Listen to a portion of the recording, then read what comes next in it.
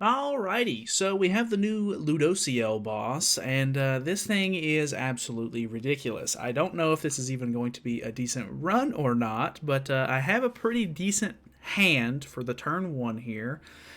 So we're gonna hope and pray and just see how it goes, I guess. So actually, let me move. I don't want these Rimuru cards to merge if possible, because having extra Rimuru cards would be very nice. So we're going to... This is the points team that we're using. It's... I don't know if it's just supposed to be incredibly RNG based or whatever the case here is, but it's the least free-to-play friendly team that I've seen for a final boss in a really long time. Because not only are you using 2 collab units, but you're using Festival Gother with his Holy Relic, which isn't too bad nowadays, but you're also using Nanashi with his Holy Relic in the back, which is a brand new relic that a lot of people probably don't have, and it's just a real bad time for like anyone who's, you know, maybe newer to the game or whatever the case may be. So we're gonna hope that this kills, and we're gonna go into the second phase hopefully with a Rimuru card in hand. I don't think that's gonna kill. It didn't kill. So the thing here is that it doesn't matter what debuffs you put on her. She's gonna cleanse them off as soon as it becomes her turn again anyway. You basically have to have Rimuru's Pierce buff, which you can only get 1 time per game, to actually kill her, because if you can kill her without it, but the thing is here is you're gonna lose your buffs as soon as it ticks over to her turn, so it'll get rid of your Pierce buff and you won't have it for the second phase. And so she has a revive once you get her below 50% HP. So yeah, I should have used the level 2 Gother card there, which is a bit unfortunate. So I don't know, we'll try another couple of runs maybe and see if we can get lucky here, because this thing, I've used so many stamina pots already. This thing is so annoying, which this is the points team. I have seen that some people are using no ultimates or no food and just leaving the ultimates on, which might be better. I'll try that for a couple of runs, but I think if I can just win a game with this team and get a halfway decent score, I'll just move on to the farming team and never try this again, because this thing is absolutely ridiculous. We did get an extra Gother card here turn 1. I'm a little scared that I don't have a Rimuru card, so that is a bit concerning. Or like I don't have an extra Rimuru card. Hopefully I can draw something halfway decent going into the next phase maybe, but oh, that's actually so good. Last time I was actually able to get through turn 1, I just couldn't pull any actual Rimuru cards that were worth anything other than, like, I just kept pulling his AoE, which is still not bad, but you really want his Pierce card. So yeah, I don't know. I don't know who came up with this team or who sat through this team long enough to figure out that it was good, but I hate that man. Whoever that man is, I hate that man. I'm just kidding. But I don't know. This boss is so crazy.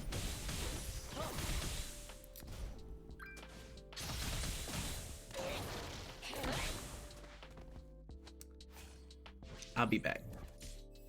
Alright, we got the turn 1 merge again. I'm hoping, I guess. We'll see how it goes. I'm going to use this. The idea here is that we can get Gother's Holy Relic to proc, which gives us 25% attack-related stats to everybody. Turn 1. We got the merge, which is interesting. This might be better for us, potentially. I'm gonna gamble here and try a different card setup and see.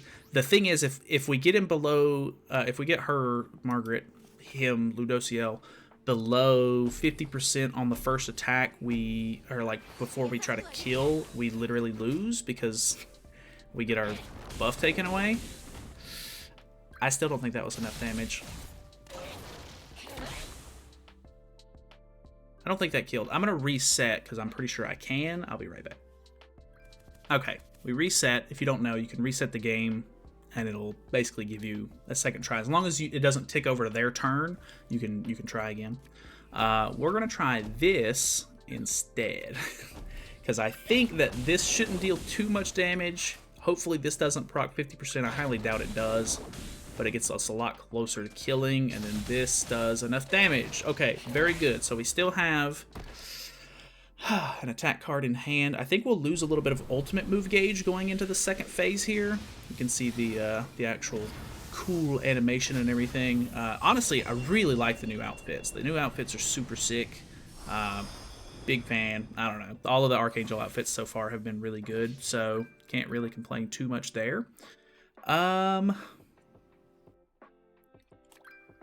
Let's just try to go for damage, I guess. This is where it gets really sticky, I guess, because the 2 balls on the side can't be killed for 2 turns, which is very bad because the balls actually have a card that's going to remove our buffs. So we're probably going to lose our Pierce buffs here, or Pierce buff on him either way, which is really bad. So boom, we get canceled.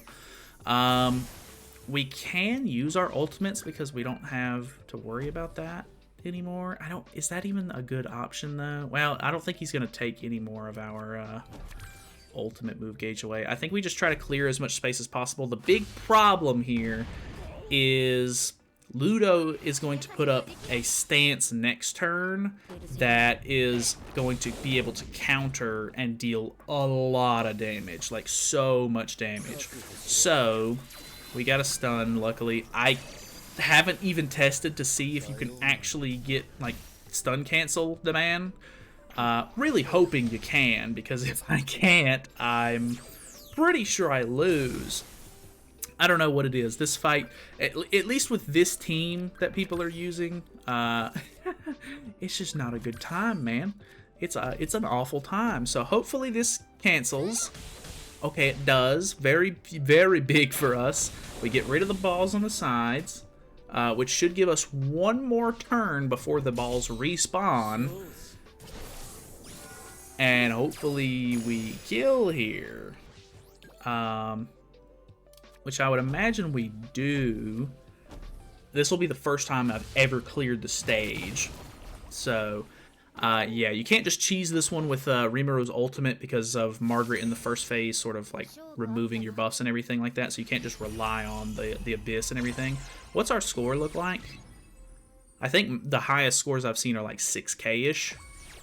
We got 4.6K, which is not super great. Inflict rupture damage on enemy 3 times, so we definitely needed to use the ROM cards a couple of times there. Remove stances 2 times from the enemy using skills or stance cancel.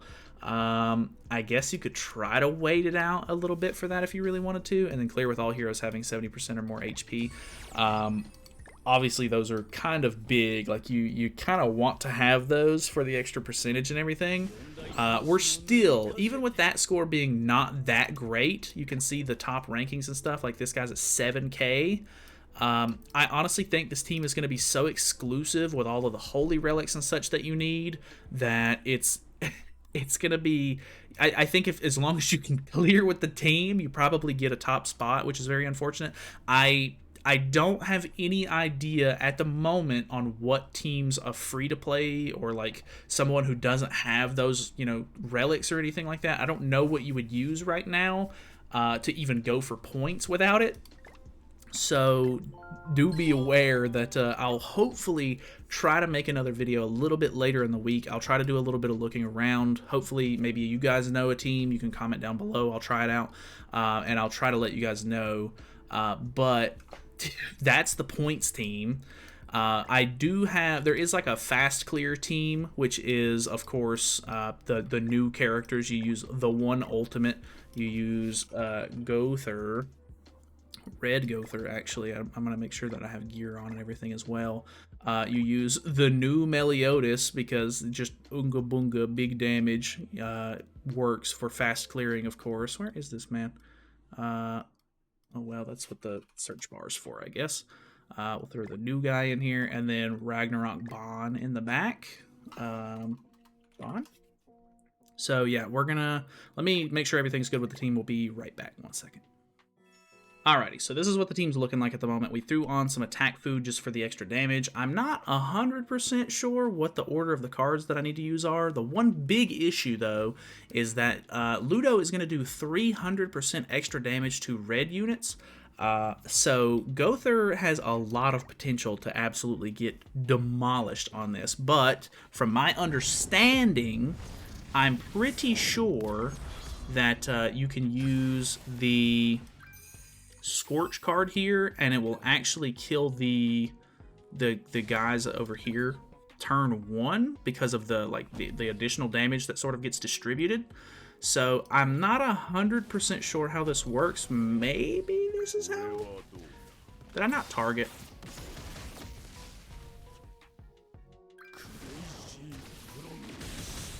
Bruh. All right, we're back. I think. So we're gonna use this, we're gonna use this, we're gonna use this. Don't know if that's exactly how it's supposed to work. I'll probably have to mess around with it a little bit, because this should actually residual damage. These guys only have like 8k HP. I don't think this is gonna do enough. No. But maybe that's okay. I'm not positive on. I don't think this team is supposed to just be first turn clear kind of thing. I think Gother's dead. Very close. Okay, the Tarmia Link saved Gother there. I would assume maybe something like this. Now that the balls are gone, he should actually take a lot of damage, I would imagine. The Tarmiel debuff actually helping a lot with damage there as well. Huh. Ooh, please tell me that kills. Okay, good. I think, from my understanding, I think this is supposed to be a 4-turn team, or 4-turn win. I'm not 100% sure on that, but from my understanding, I think that's how it's supposed to be. I think you're just gonna go. Oh, I think that was a misplay. I think I'm supposed to use the Scorch card again first turn if I have one. So I think I'm still okay, though, for the moment. But that was definitely a misplay. You want to use the Scorch because it's going to kill the two balls, which are going to make him take a lot more damage. But I have to say, I mean, there's probably going to be a little bit of RNG here on, like, making sure that you pull the right cards, of course, to be able to, like, you know, beat him. But overall, I think that this is actually still, like, much better than the points team. I literally tried the points team on stream, like, several times, like, probably 15 times or so, I think. It could be a little bit less than that, I don't know. But it was a lot. So this fast clearing team, obviously you got to have the 2 brand new units, so there also in lies a problem, but this is the highest difficulty. If you can't beat it on the highest difficulty, of course, just, you know, drop down a little bit, maybe clear it a couple of times on some other difficulties, and just try to, like, rack up those points that way. Obviously, the exchange shop tends to be a little whale heavy, unfortunately. Like, you have to have the challenge points, of course, to be able to get any of the, like, high tier stuff, like the outfit, the card. Any of these extra materials and stuff like that use challenge points, you can't get with regular points, but you can exchange for 100 of the challenge points.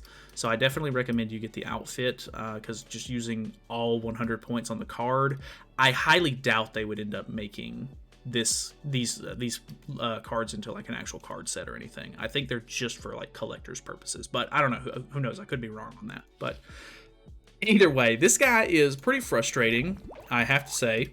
At least with the points team so far. I'll probably try the points team again a couple of times to try to get maybe a better score, but who knows. It's still day 1, so depending on how far I fall, I probably won't even mess with it anymore, to be honest. But let me know what you guys are thinking of this fight. If you have any sort of more free-to-play friendly teams or anything like that for the challenge difficulty, that would be ideal. But if you have anything for like a team that's really consistent for hell or whatever the case may be, feel free to leave it down in the comments below, because I'm sure it will help somebody out. But yeah, that's a little. I mean, it's a little frustrating. Obviously, all of these final bosses that are new are a bit tough, which I'm kind of happy with. I'm glad they're not super easy, but at the same time, like sometimes they're super character dependent, which is very annoying. So either way, thank you guys so much for watching. Hopefully you guys enjoyed the video. Feel free to subscribe if you haven't already, and I'll see you in the next one.